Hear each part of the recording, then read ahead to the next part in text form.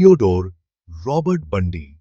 ये नाम सुनते ही उन लोगों की रूह कांप जाती है जो इसके पीछे की खौफनाक हकीकत जानते हैं। 1946 में जन्मे बंडी का बचपन बिल्कुल साधारण लगता था। फिलाडेल्फिया में अपने दादा दादी के साथ पले बढ़े वो एक आम बच्चे जैसे ही दिखते थे। उन्हें शांत और पढ़ाकू बताया जाता था, जो भीड़ में आसानी से घुल मिल जाता था।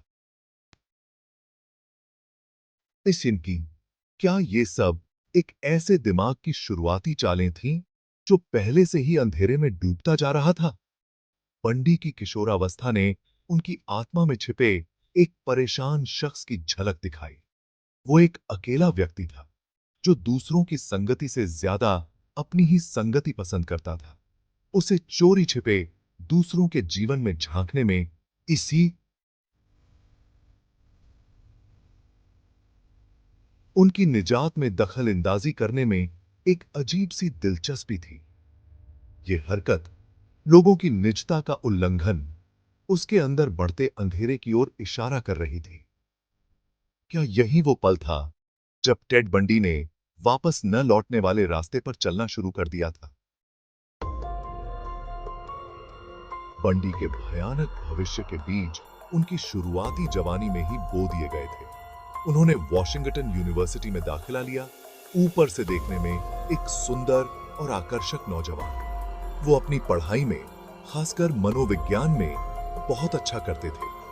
बाद में उनके केस का अध्ययन करने वालों को ये बात बड़ी विडंबना लगी। एक महत्वाकांक्षी मनोवैज्ञानिक जो खुद अपनी ही विकृत इच्छाओं को पालते हुए मानव मन की गहराइयों में उतरना चाहता था।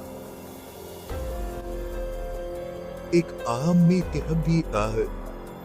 असफल प्रेम संबंध ने बंडी के सावधानी पूर्वक बनाए गए दिखावे को चकनाचूर कर दिया। उस औरत ने, जिसे सुंदर और समझदार बताया गया था, उन्हें ठुकरा दिया, जिससे वो बहुत आहत हुए। ये रिजेक्शन उनके अंदर ही अंदर घाव बन गया, जो गुस्से और कंट्रोल की चाहत के जहरीले मिश्रण में बदल गया। वो उस औरत जैसी दिखने वाली औरत को पाने के लिए दीवाना हो गया, जो आने वाली भयावह घटनाओं का एक भयानक पूर्वाभास था।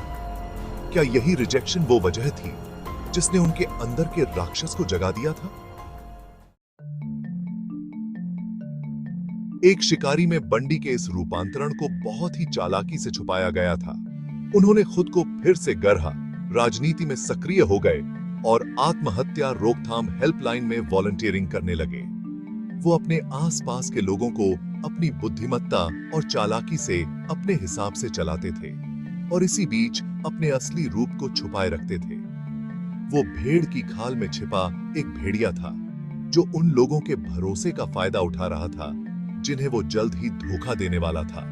आत्महत्या हेल्पलाइन में उनका काम बाद में सोचने पर बेहद परेशान करने वाला लगता है। वो लोगों की बातें तब सुनते थे जब वो सबसे ज्यादा कमजोर होते थे। एक तरफ सांत्वना के दो शब्द कहते थे और दूसरी तरफ अपने अंदर एक काला रहस्य छुपाए रखते थे। क्या उन्हें दूसरों की निराशा से खुशी मिलती थी? क्या वो इसे नियंत्रण के एक विकृत रूप के रूप में देखते थे? जरूरतमंदों की मदद के लिए बनाया गया सिस्टम ही एक शिकारी के लिए खेल का मैदान बन गया था।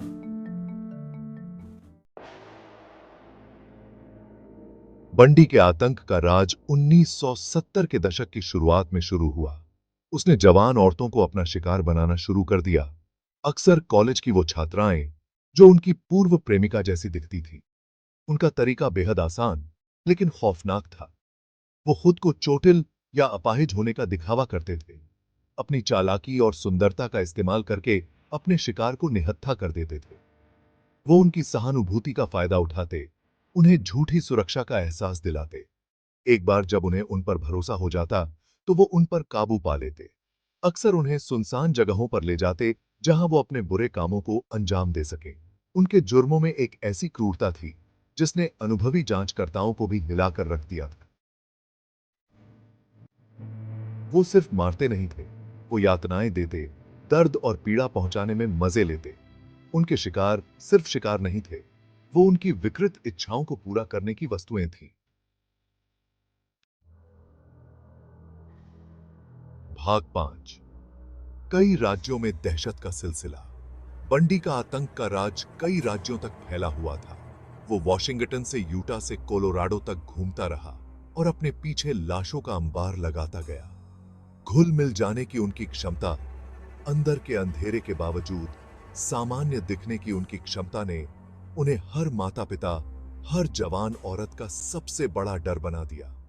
उनके जुर्मों की क्रूरता बढ़ती ही गई। उन्होंने हत्या के तरीकों के साथ प्रयोग किए। ऐसा लगता था जैसे उन्हें इस काम में ही मजा आता था। उनके शिकार अक्सर महीनों या सालों बाद पाए जाते थे। उनके शरीर इतने सड़ गले होते थे कि उनकी पहचान करना भी मुश्किल हो जाता था। उनके खौफ की आग की तरह फैल गई, जिससे रोजाना के मिलने जुलने के पल भी शक और डर में बदल गए। भाग 6। नकाब उतरता है, गिरफ्तारी और फरार। बंडी के घमंड ने ही आखिरकार उन्हें बर्बाद कर दिया। 1975 में यूटा में एक रूटीन ट्रैफिक स्टॉप के दौरान उनकी कार में कई खतरनाक चीजें मिली। हथकड़ी, एक लोहे की छड़, एक स्की मास्क। नकाब उतर चुका था, जिससे उनके नीचे छिपा राक्षस सबके सामने आ गया। उन्हें गिरफ्तार कर लिया गया, लेकिन उनकी कहानी यहीं खत्म नहीं हुई थी। बेहद दुस्साहस दिखाते हुए बंडी एक बार नहीं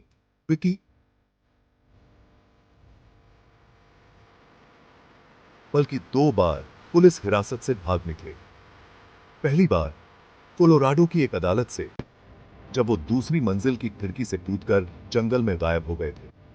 दूसरी बार कोलोराडो की एक जेल से, जब उन्होंने बड़ी ही चालाकी से अपनी कोठरी की छत में छेद करके भागने में कामयाबी हासिल की। हर बार भागने के साथ उनकी कहानी और भी मशहूर होती गई, जिससे वो कुछ लोगों की नजरों में एक भयानक नायक बन गए। भाग 7। सलाखों के पीछे, लेकिन ज्यादा देर तक नहीं। बंडी ज्यादा समय तक आजाद नहीं रह पाए। उन्हें 1978 में फ्लोरिडा में दोबारा पकड़ लिया गया। उन पर फ्लोरिडा स्टेट यूनिवर्सिटी में 2 छात्राओं की हत्या का आरोप लगाया गया था। ये जुर्म इतने भयानक थे कि उन्होंने देश को हिलाकर रख दिया। सलाखों के पीछे भी बंडी लोगों को अपने हिसाब से चलाते रहे। उन्हें लोगों का ध्यान अपनी ओर खींचना अच्छा लगता था। वो थे सौपवताय। वो अपनी कुख्याति का मजा लेते थे। उन्होंने इंटरव्यू दिए, जिनमें उन्होंने अपने दिमाग के बारे में खौफनाक खुलासे किए। उन्होंने खुद को अश्लील साहित्य का शिकार होने का दावा किया। क्या ये लोगों को अपनी बातों में फंसाने की एक और चाल थी?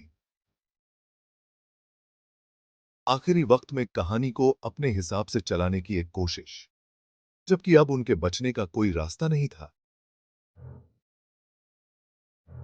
भाग 8। आखिरी पड़ाव। आजादी के लिए एक हताश जुआ। जैसे जैसे उनकी सुनवाई की तारीख नजदीक आती गई, बंडी और ज्यादा हताश होते गए। पुख्ता सबूतों और कई गवाहों की गवाही का सामना करते हुए वो जानते थे कि उनका समय अब खत्म होने वाला है। खुद को बचाने की आखिरी कोशिश में उन्होंने अदालत में अपना पक्ष खुद रखने का फैसला किया। अदालत में उनकी हरकतें, कानूनी भाषा और भावुक आउटबर्स्ट्स का अजीबोगरीब मिश्रण पूरे देश का ध्यान अपनी ओर खींच रहा था। उन्होंने झूरी को रिझाने की कोशिश की, खुद को हालातों का शिकार एक बेबस इंसान साबित करने की कोशिश की, लेकिन उनके खिलाफ सबूत इतने मजबूत थे कि वो कुछ नहीं कर पाए। उनका ये नाटक फैल हो चुका था और अब इस राक्षस को अपने अंजाम का सामना करना ही था। भाग 9। न्याय की जीत। एक हत्यारे के दिमाग का पर्दाफाश। 1979 में टेड बंडी को हत्या के कई मामलों में दोषी पाया गया और उन्हें मौत की सजा सुनाई गई। इस फैसले से उस देश को थोड़ी राहत मिली, जिसे उनके जुर्मों ने डराकर रख दिया था। जो आदमी कभी लोगों के लिए डर और दहशत का कारण था, वो अब एक सायाफ्ता हत्यारा था, जिसके पास अब कोई ताकत या नियंत्रण नहीं बचा था। अपने आखिरी दिनों में भी बंडी लोगों को अपने हिसाब से चलाते रहे। उन्होंने 30 से ज्यादा हत्याएं कबूल की और ऐसी भयानक जानकारी दी जो सिर्फ हत्यारा ही जान सकता था। क्या ये कबूलनामे सच थे या लोगों को काबू में रखने का उनका एक आखिरी दांव, मरने के बाद भी अपनी ताकत दिखाने का एक तरीका? उनके जुर्मों की असली हद शायद कभी पता नहीं चल पाएगी। भाग 10। बंडी की विरासत। दहशत की गूंज। टेड बंडी की विरासत उनके जुर्मों से कहीं आगे तक फैली हुई है। वो एक मशहूर शख्सियत बन गए, अनगिनत किताबों, डॉक्यूमेंट्री और फिल्मों का विषय।